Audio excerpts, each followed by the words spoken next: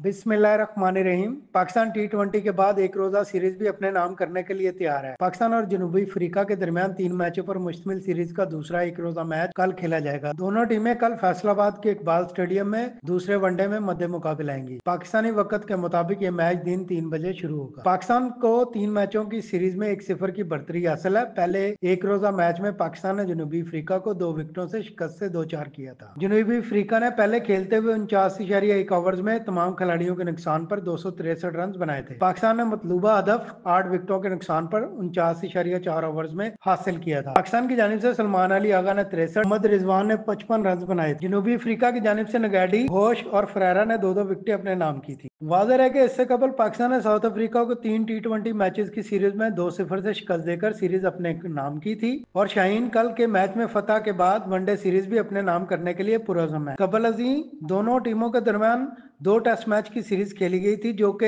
1-1 से बराबर रही।